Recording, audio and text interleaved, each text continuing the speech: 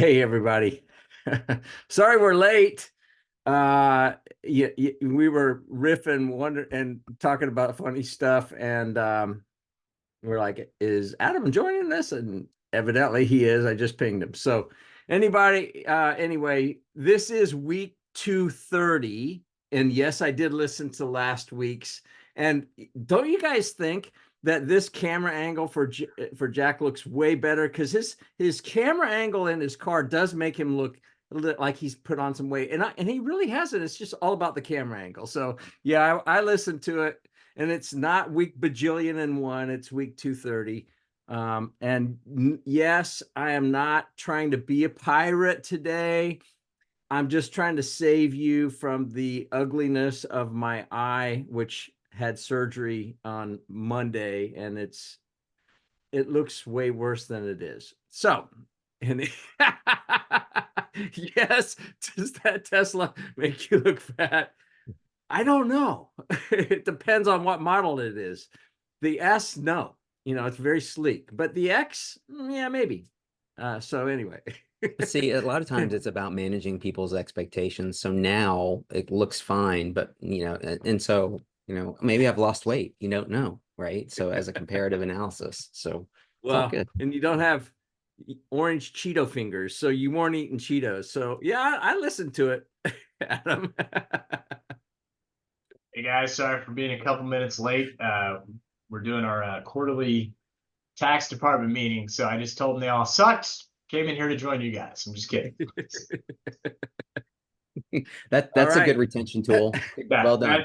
yeah. So now that we're talking about employees, pay, exempt, non-exempt, the beatings will continue till morale improves. That's right. It always works that way. Anyway. Well, and hey, it is Halloween, so whatever. So But the I eye feel patch is bad, not but about I'm Halloween. I'm gonna admit this. So, as being newly empty nesters, there happens to be a UNC Charlotte football game tonight, and we're going Oh, to do that instead of handing out candy to people. I mean, we've done it for a long period of time. I need yeah. someone to tell me it's okay that we're It's not okay. You feeding have permission. poisonous chocolate to little kids anymore, and that it's okay to go to a college football game and support your younger child's school.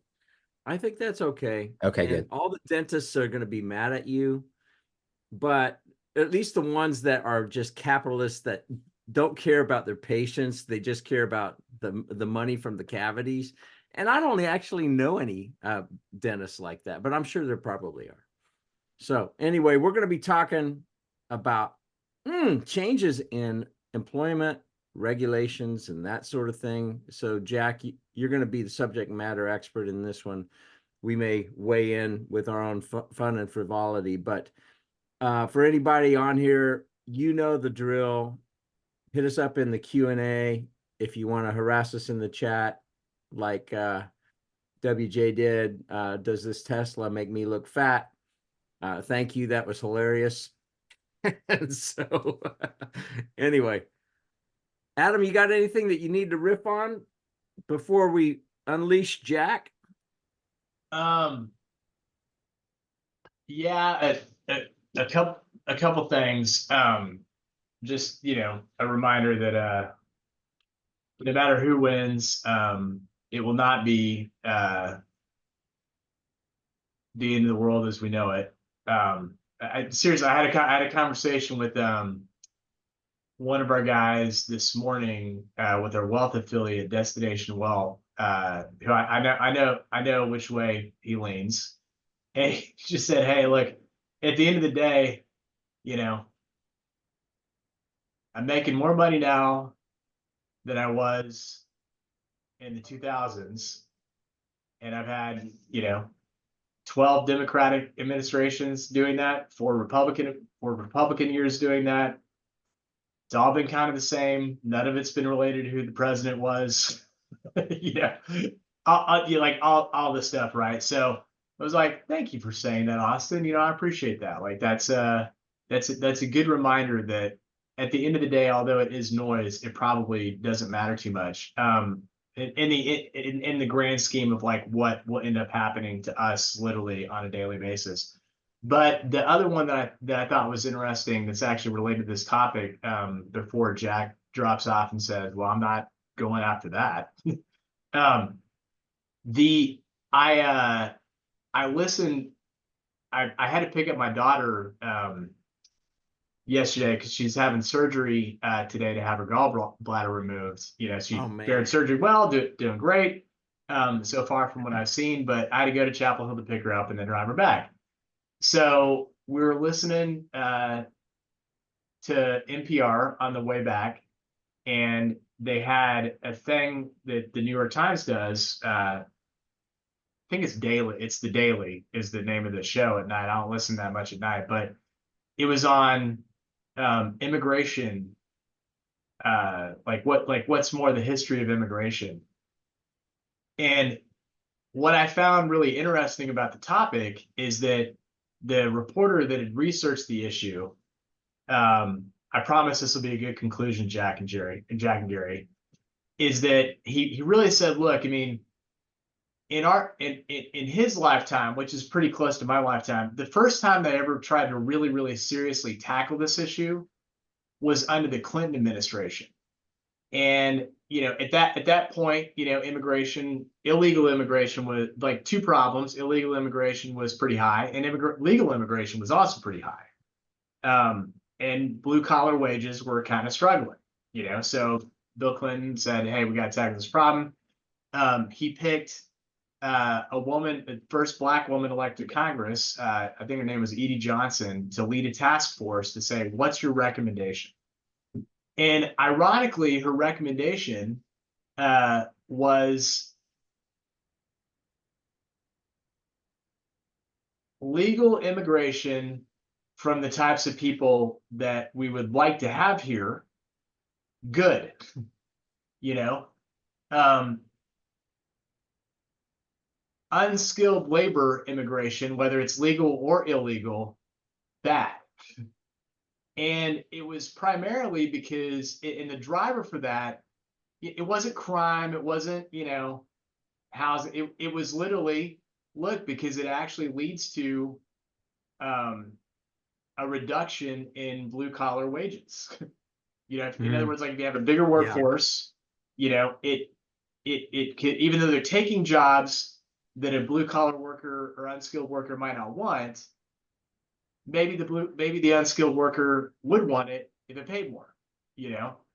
So I just thought that was pretty good. And the Clinton administrative answer to that was NAFTA, you know, which both parties agreed was great. It seemed like a great idea.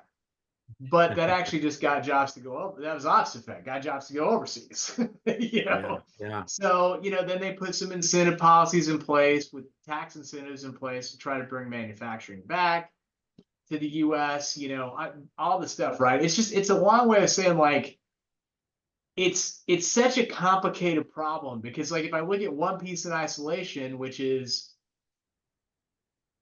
I want to pay the blue collar worker more so they can have a better life. Check. We can all agree with that. Gary, you're gonna have to pay more for your car. Wait a minute.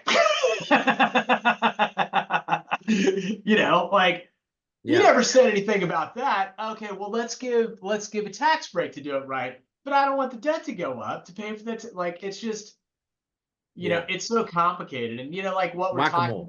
Yeah, what we're talking about. And that was, you know, that was in the 90s, you know, they were talking about this problem. You know, like it wasn't new. And similar to the Simpson-Bowles plan, you know, to try to address the deficit in taxes, the resounding answer from all parties that were actually in charge to do anything about it at the time was, you know, hey, wait, I'm not going to get elected again if I go with that idea. So it's funny, but yet what we're going to be talking about today, as I was thinking about preparing for the topic, really is it's the white collar equivalent of minimum wage. You know, like at the end of the day, you know, this is the white collar college educated equivalent of minimum wage. And I just find it funny. It's like, oh, minimum wage, that's insane. Why would we ever do that? But taking, you know, taking advantage of a white collar worker, we can't let that happen. You know, like, you know, so it just, it does kind of, it really dawned on me. It's like both parties, you know, whether you believe Trump has an answer or not, it doesn't really matter. It's like both parties have ignored a portion of society for a long time, pretty equally. You know, so it's like it really opened my eyes to like, yeah, kind of have a point, you know, with a lot of this stuff. So anyway, with that in mind, follow that, Jack. Wow. Oh my gosh. Okay. So a couple interesting things over the past few weeks. So I was in Phoenix 2 weeks ago for the annual ABA Franchise Forum, which is a bunch of franchise lawyers getting together and talking about about developments of law and drafting. And then we usually have the state examiners, the several of them telling us all the things that we have done incorrectly and the things that they'd like to see us do differently next year when we file those documents in their respective states. What is interesting is even though it's the American Bar Association, we do have people that come from other countries that do work within the U.S. franchise system and either implementing a U.S. system abroad in their jurisdictions or taking what they have going on there and bringing them into the U.S. And so I feel like I'm about to tell a joke, but it was people from Mexico, from Canada, from the EU, so from the UK specifically, from Germany, from Colombia, from Brazil. And so and I feel like again a bunch of, you know, a Mexican, a Canadian, and a Walked into a person bar. walked into a bar, right? Okay. But I took the opportunity to ask them what is their perspective, you know, on U.S. politics and basically the, you know, the shit show that's going on in our politics here, regardless of party affiliation. And it was interesting because they have, first of all, they're not fully informed because they only understand or get what is in their media, typically in their own language. They're not regularly watching NPR or, you know, whatever it is over here. And but to hear the variations of what they think is going on is very interesting. And their opinions, depending on whether they themselves are more conservative or liberal leaning themselves, and actually talked to someone from a communist country, from Honduras, which I don't know if everybody knows, just generally that it is a communist country. I wasn't aware of that until a couple years ago when I started doing work for a master franchisee of multiple brands like Burger King and Popeyes and stuff down there. So but my point is that you know, we talk about varying perspectives, and I think we get kind of US centric when we start talking about, okay, what people's opinions and stuff. And then, you know, there's the rest of the world that is watching what's going on with us and they have varying opinions. So, but it was very interesting. It also became even more interesting as the night went on and people were engaging in drinking alcoholic beverages. And so then, but I took advantage of that and was asking them their opinions at that time as well to see if they remained the same, if they were honest with me when they were sober, or if they were, you know, now letting loose kind of thing. So, so I guess since you kind of went into it, we may as well start talking about minimum salary requirements and those kind of things. And what I may do, I was going to kind of read the numbers off, but I may just share my screen. And this is a chart that is published by the U.S. Department of Labor, and it'll show some of the numbers that we can further talk about. But let's see if I can. Great. Yeah, I just made you co-host so you can do it. Okay. Can you guys see the chart Yep. now? Okay. All right. So, you know, really what people are talking about, and what we are going to talk about is really these kind of first two columns here, or parts of the chart, rows, columns, because if you look, these other categories remain the same throughout these periods. So you have the law that was changed or being effective as of July 1st of this year, and then you have the change that goes into effect as of the beginning of this upcoming year, 2025. But for special salaries, for special things, you'll see it's all consistently the same. So really the focus is on standard salary level. And so you have the per week and the equivalent annual salary that is considered the earning threshold.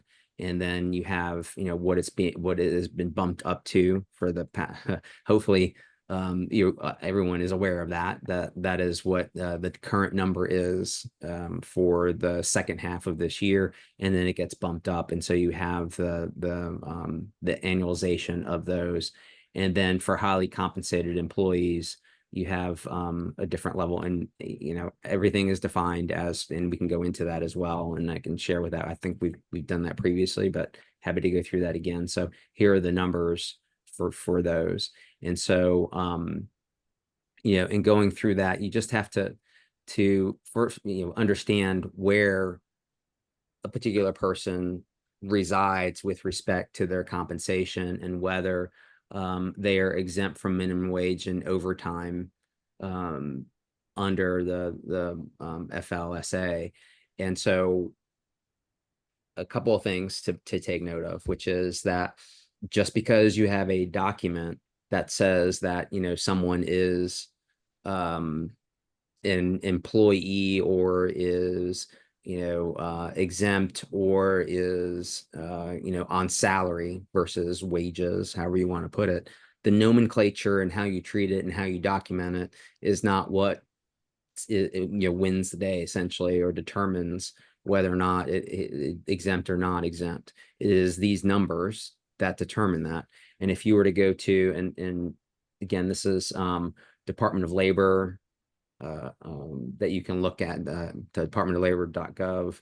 And if I were to click this, then it talks about what is a highly compensated employee, and it goes through total annual compensation.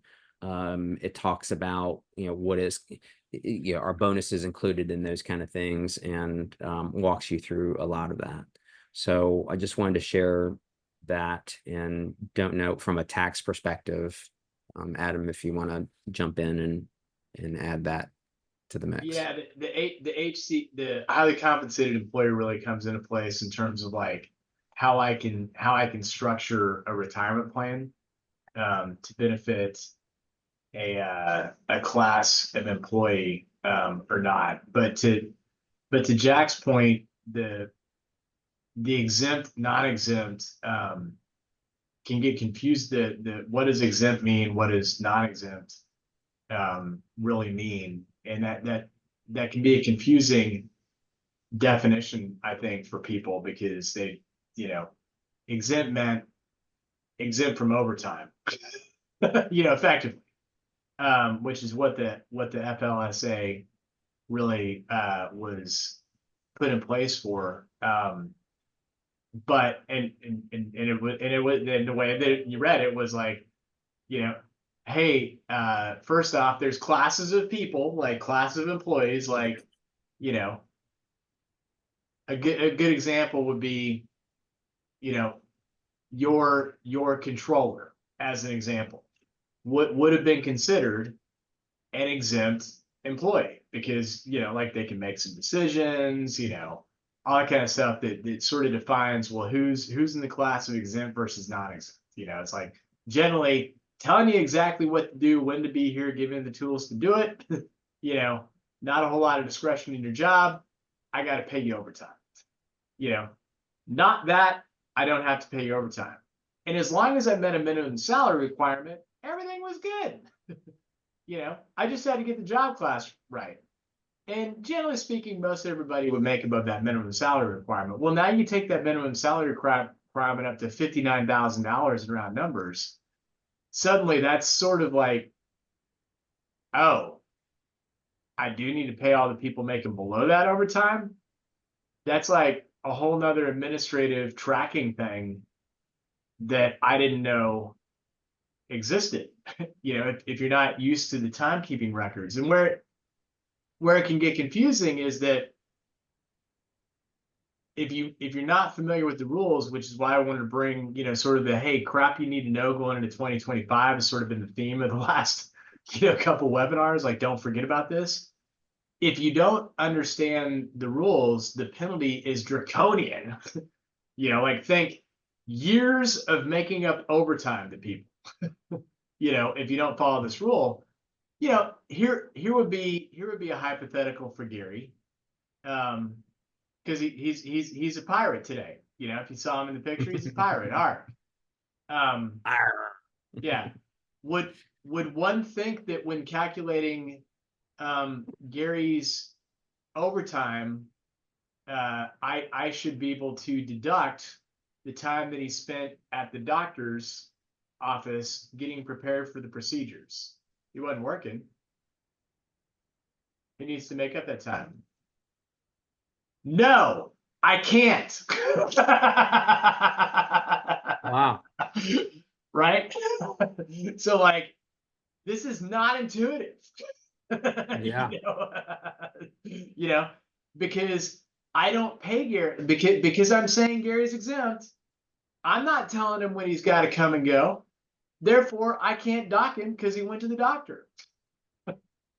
Yeah, and it comes into play too, also like in for like our paralegals and others that we say, hey, do you mind staying for a little while longer, or can you do this? And you know, they go and take care of whatever they need to take care of in the later afternoon, but something needs to go out that day, or there's a closing the next day. And so there were a lot of abuses, not at Shoemaker and not at BGW, but in other places where it was Other like, law hey, firms and CPA firms. yeah, others, yes, that were, you know, and what's that person going to do? What are they going to say? They're, yeah, so no, sorry, you're going to pay, or you're going to pay me overtime, right? And well, no, you're exempt, so you're on salary, and this is part of the expectation of your job. And so, you know, and so that's why, again, I'm not justifying, I'm just saying that is one of the justifications that is made in raising the number so that those little favors that you ask, they're being compensated for because their base salary is higher, and they're not going to get paid overtime. So again, it's more complex than that, but that's just one of the, I think, the main reasons that this was put into place, or one of the arguments that was for needing to have to do this to alleviate those type of abuses of peer pressure or superior subordinate relationships. Yeah, but if you think about the economics, you know, going from roughly $39,000 to $59,000, I mean, that's a big, that is a substantial shift in 1 year. That and again, I'm guessing that most everybody on the phone, or on the phone, that's kind of old school. That's either listening to this or otherwise, you know, you should have, if you have your payroll outsourced to a third party provider, you should have already received the notice that you should not have ignored, saying we refuse to be non-compliant, you know, with this policy. Meaning like, you're going to have to give these people a raise, or you're going to have to start tracking time, you know, which option do you pick? You know, because we've done the analysis, and here are your problem people that you're going to need to deal with, you know, at some level. And you would have gotten the first notice of that prior to the mid-year thing that needed to happen. And now you're going to get another notice if you still have a problem. And I will show, and we do not get anything from any payroll service provider. I just happened to do a search and I found this one. I know our clients use this one, and my apologies to our friends who are not part of this organization, but I'm going to show you a document from ADP. And, you know, when I did the search, this is what came up. There's between exempt and non-exempt employees, and they go through in very simple terms, what is an exempt employee? What does exempt mean? Non-exempt. And then I think I saw, yeah, so they have this overtime rule guide. So they go deeper into the weeds in this publication. So there are resources out there to help you get through this issue and make sure that you're compliant. If you're not already compliant, and understand there is another step that will occur in the numbers in just a few weeks, essentially in about 2 months. That's a great resource, Jack. I mean, we're not an ADP client either, but ADP is the largest payroll provider. At least they were when I was at Bank of America. They were our partner. And they do provide some great information there. So thanks for doing that. Now we do use ADP for Standout 2.0. That is now owned by ADP. But anyway, and that's a great resource for you as an employer, just understanding on a weekly basis the pulse of your people. And it's a great communication tool, and it's not very expensive, just so you know. So just a plug for Standout 2.0. But yeah, thanks for sharing that one, Jack. Yeah. So some people, Jack, not BGW clients and not shoemaker clients, but some some clients of other nefarious law firms or accounting firms might say, forget it. Employees are too much of a hassle. I'm going to make them all 1099ers. You're not going to be independent contractors. That, you've never heard of that, have you? No, but what an incredible segue into the next topic. Well done, unplanned. So Yeah. yes, one of the other topics that we wanted to talk about is independent contractor versus employee. And I will say the same thing that I did at the beginning of our, the last segment of our discussion, which is just because the paper says independent contractor or says employee doesn't mean that that is in fact the case. More particularly one that says independent contractor and has all the 1099 language and everything else in there, because it really is very fact specific on an individual case by case basis. And so there are different tests that are employed, that are used for whether you're an independent contractor or an employee, but really the where you should be looking really is to what the IRS has to say about it. And I'm looking at, again, another thing that I just pulled up, that it is on the IRS website. Actually, I'll just show it to you. On the IRS website, that is, and it goes through what is an independent contractor or employee, and it talks about, and it says, select the scenario that applies to you.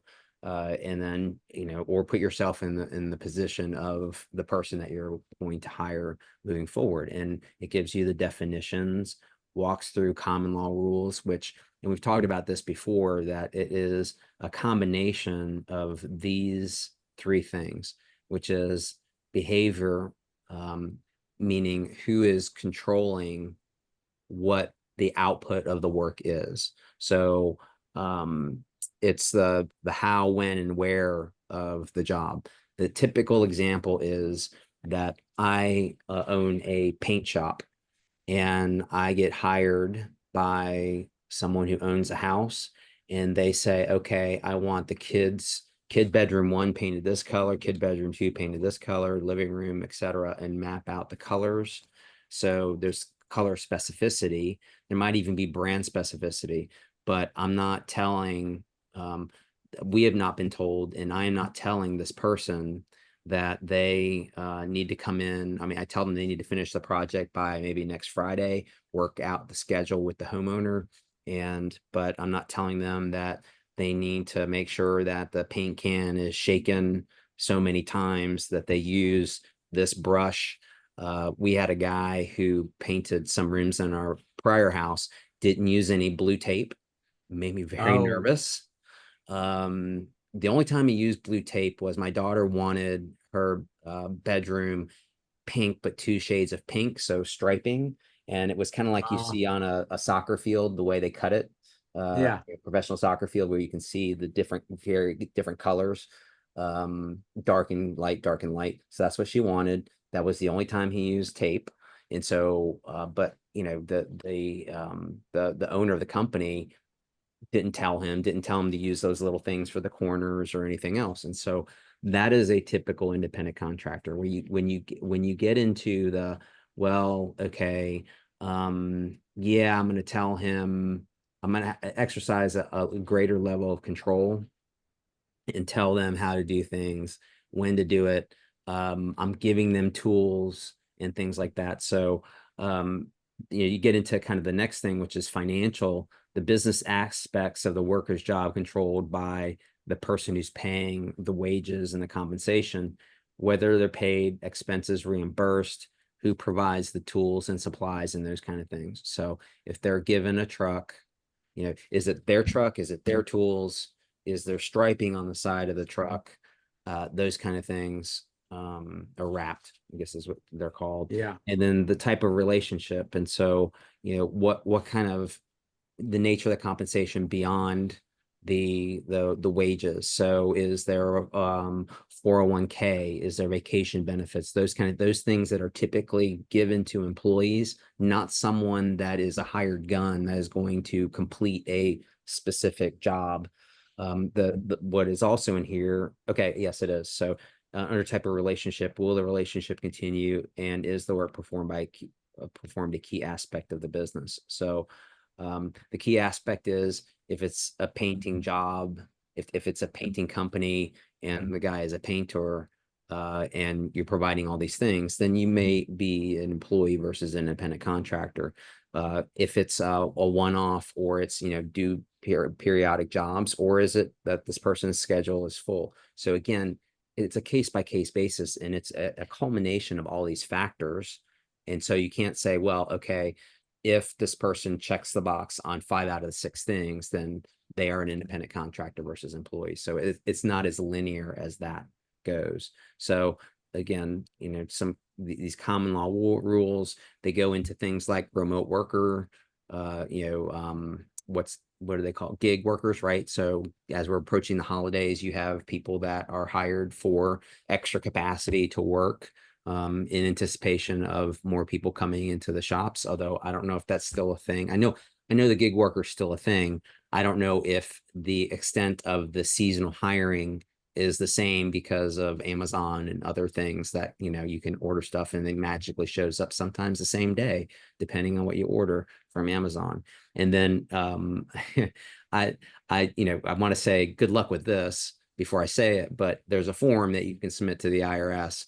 And I have no idea how timely they would be in getting back to you and say that yes or no, under these circumstances and for this particular employee that you submit to them on this form, yes, independent contractor, yes, employee. I have no idea of the return time for that, but at least it is academically available to you. So I don't know the answer to that.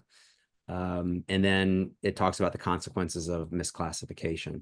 And so a lot of times the biggest penalty would be, let's say that I hire 5 people and I classify them as independent contractors. So what's really happening behind the scenes, which is as an employee, if I were if employees, our payroll tax is taken out of their compensation. What does that really mean? An employer is an agent of the IRS, sort of. They're a trustee of the federal government, essentially. The employer is collecting money on behalf of the federal government and is supposed to collect it and then hand it over to the federal government. You can imagine that in most cases, part 1 of that happens, is that the employer takes the money. The problem occurs when the employer may be having a little bit of cash flow issues and money sitting in their maybe operating account, decides, yeah, I'm going to borrow against that trust fund and go spend some of that money to deal with whatever it is. It might even be payroll for the next payroll time period. And so you have this kind of domino effect. If I don't know if they publish this anymore, but in the Charlotte Business Journal, they used to show tax liens.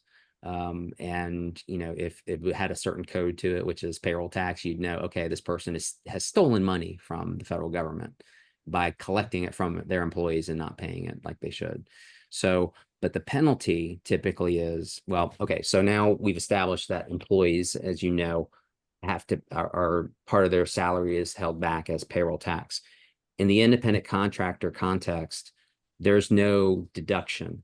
You get paid 100% of what your wages, what those wages are. And then it is up to the independent contractor to pay those to the federal government. And so, you know, again, not everyone does what they're supposed to do. And they go take that money and they spend it. And then they, you know, maybe modify their tax returns or just don't pay what they're supposed to pay. The worst penalty is that if the IRS comes in and does an audit, and then they say, you know, those 5 people were supposed to be employees, you need to pay the payroll tax that you should have paid. Well, wait a minute, but we paid this independent contractor, and so they have the money that otherwise would have been collected, percentage of that collected, so to pay this. So go ask the independent contractor for that money, but not our fault. We sort of screwed it up, but the fact of the matter is that we no longer have possession of that money. And the IRS will say, yeah, sorry, that's not how it works. You're the one who screwed up. So guess what, employer? You can pay us the money that you were supposed to pay us. And then you can go after that independent contractor for the money that they technically owe you, that you overpaid them. And, you know, good luck with that. So that's kind of, and I'm being obviously sarcastic and flippant about that because, you know, good luck really trying to get money back from somebody that you've paid. That money's long gone. You might have the opportunity to withhold wages for, you know, if you're paying them, let's say you owed them, I don't know, $1,000 for the week, and then part of that was for payroll or payroll tax for that particular period, and then you withhold more, but you can't just withhold money without their permission for things that are owed in the past. That's a Wage and Hour Act violation. So you can't do that without their permission. Now you could get their permission and say, okay, well, you know, this was a mistake on our part. So rather than ask you for all that money back, then we're going to ask you for it periodically until you pay us back. And then we're going to pay that in. But, you know, you would have to have a continuing relationship with that individual who wants to continue to work for you and, you know, all those things. And so again, went into the weeds a little bit about that, but that's kind of like the rules and the penalties for not following the rules, and from the employer's perspective and from the employee / independent contractor's perspective. So any input on the tax side of those kind of things or correcting anything that I may have misstated would be. No, you did great, Jack. I think the practical application of this and why we thought, hey, it makes sense to bring up in the context of overtime rules is that, you know, that is sort of a knee-jerk reaction that some people have had. You know, the last time that, you know, the last similar circumstance that we had was around the Affordable Care Act. You know, I'm just going to stay below the employee counter. I'm not going to have employees at all, so I don't have to offer this health insurance nonsense. You know, right? So it just kind of behaves the equivalent. And you know, I think from practical application, you know, where this bites business owners in the butt is, you know, the scenario where, you know, Gary's great, love Gary. I don't want to deal with the nonsense of an employee. Gary's an employee, and I go to Gary and say something like this. Again, this has never happened in the BGW client base or the Shoemaker client base, but I've heard of it somewhere on the internet. Joking with that. Like I've actually had clients say, well, can we just have a conversation with Gary together, you know, where you can explain all the benefits? Gary, you know, I've got a great idea for you. I'm going to help you set up your own company where you're going to get all these fabulous deductions. You know, like now you can deduct your car, deduct your cell phone. You know, you can do all this stuff. It's going to be great. I'm actually even going to pay you some more money, you know, to do this, right? But you're going to have to be responsible for your own taxes. But don't worry. After you take all these deductions, you're actually going to be paying less in tax. It's going to be great. We're going to set you up at, only thing is we're going to take you off payroll and have you be a 1099. But don't worry. It's going to be great. You're going to love it. And Gary says yes. Gary has no idea what you were just talking about. He said yes because he still wants to get paid, right?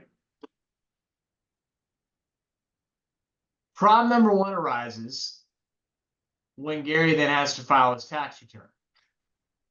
Did not save the money for taxes, and then says, hey, man. And I go, oh, wait, remember we had this conversation, Adam was even on the call. Remember when he talked to you about, how your tax return was going to, like, we talked about this already. So then Gary gets mad, stops showing up for work. So you fire him. Gary goes to file unemployment and gets denied because he doesn't have an employer record anymore because he's an independent contractor. Then he says, hey, I want to tell you about that. I never wanted to be a 1099 person. They forced me to. Yeah. That's when the bad stuff happens. And that actually has happened to our clients, and not because we gave them the advice to be an independent contractors. They did this stuff, right? So that actually has happened. That's scenario one where it happens. Scenario two, where it becomes a bad thing, is it's actually not the IRS that creates the problem. It's the workers' comp audit that creates the problem. Going back to the painting contractor in Jack's scenario, hey, that's really great. Cool. Show me their workers' comp insurance. Well, I don't have that. Okay. Well, you do now. Yeah, because you're paying for it. So it just, if having people be independent contractors is sort of your strategy, I've only ever seen it work if you've got a pretty sophisticated person on the one end that's pretty used to the arrangement and knows the deal and actually would prefer it. Yeah. If you don't have that, if it's not today, at some point in the future, you're gonna have problems. I can't make Gary be sophisticated. Actually, believe me, I tried. My mom and dad tried and they failed too, so forget Yeah. about it. No, I mean, honestly, like in a real like real world example, what we're going through is, Gary specifically, you could probably share what this experience was like, is that Gary became an owner in BGW. Probably the same thing happens at Shoemaker. So now all of a sudden, the way that Gary files his tax returns had to change. Yeah, massive. Right. And that was 2 years ago. How many questions do you still have about like what happens, Gary? Oh, I still do. Yeah, right. And that's working for a CPA firm, for the love of God. Well, I wanted to tell a story too that that you saying that just reminded me of, which is changing of filing requirements. So as an associate, you're an employee and you're getting paid wages and you're a participant in an associate 401k. When you become a partner, you essentially become self-employed. And so what happens is you're still getting a monthly payment, but it's an advance on your quarterly distribution that is calculated. And then at the end of each quarter, you're getting a true up to, this is how much you should have been paid at the end of the quarter. You've taken some advances, and so they pay you the balance of that. What was interesting, and this is years ago, and this was after I became a partner, and because I'm in the business world, I kind of knew all this, but imagine taking a young litigator who doesn't do much with numbers other than to, give them in discovery to the other side, that all of a sudden now your paycheck at the end of January, because we get paid monthly, or these advances are monthly, is significantly more. Well, yes, you were promoted and you were paid more, but part of that significantly more is the money that was not taken out of your paycheck because you are now self-employed and you're paying your own estimated taxes. And so and then fast forward to the end of Q1, and which is really April 15th, and you're supposed to pay your estimated taxes along with any deficit from the prior year. And then get your advice from your CPA that says, oh yeah, you owe this amount from the prior year, and you owe this amount for estimated taxes for Q1 of this year. And then that look of deer in headlights, like, what are you talking about? I've already spent that money, so that became, once that we became aware of that, that became part of our educational process for new partners, that we just kind of took for granted that someone would have told Yeah. you otherwise, right? And so it's those kind of things.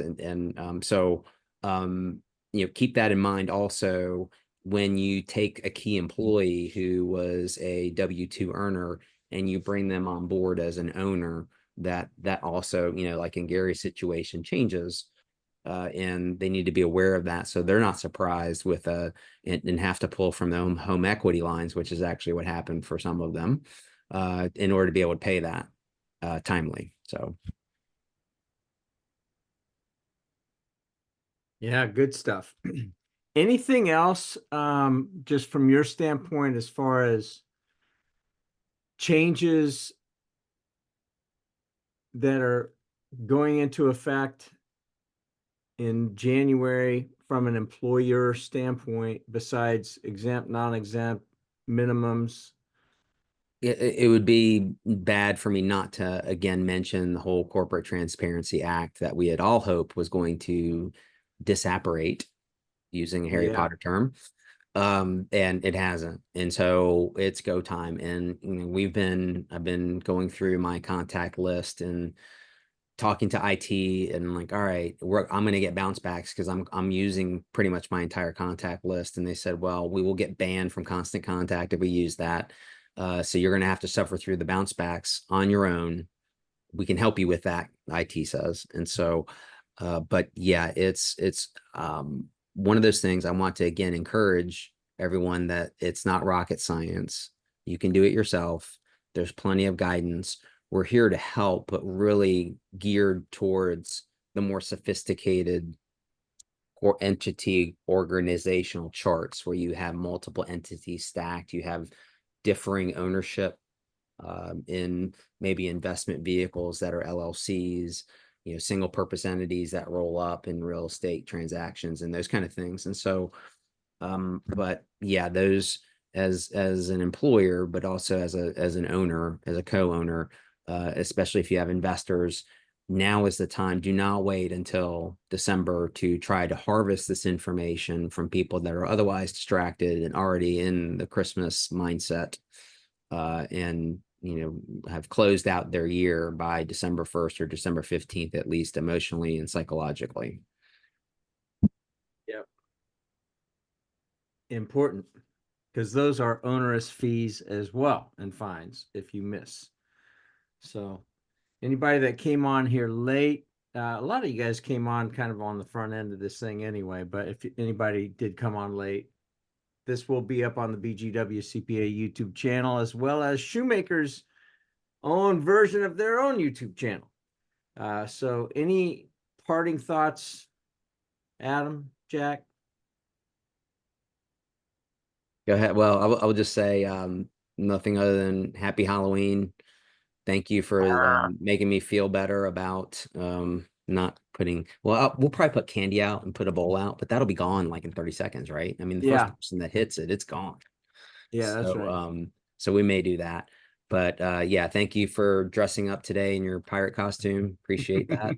Wish I wasn't. You know what it reminds me of, and is that I'm sure that they like your iris is open up, right? Or pupil. Yeah, it's super dilated, and the whites of the eye are the color of my Yeah. shirt. So What wasn't there a James Bond movie where the guy replaced his eye and he got access to like the nuclear bomb or something like that? I don't remember the name of the movie, but whoever does, I will give away well, I'll have to verify it, but I will give away a coffee card if you remember the James Bond movie that he used the artificial eye. So anyway. You finally stumped me oh, because I don't know. Interesting. Yeah. Goldfinger. Oh, all right. All I'm right. not sure. I will, WJ, I believe you, but I will have to believe and verify that. So, but yes, that sounds right. Okay. It wasn't the eye of the tiger. I know that. That's a dad joke. GoldenEye. Oh, Sean, you All right, may I'll have check that. gotten that one. I don't Snap. know. Ooh, It may have been GoldenEye because Goldfinger is the older one, right? And I GoldenEye think is, it is more recent. GoldenEye. I think Yeah. it is GoldenEye. Yeah. Okay. Well, it kind of makes sense because eye, Yeah. finger, they're very different. You do not want to put your finger in your eye, though. I can tell you that. Don't do that.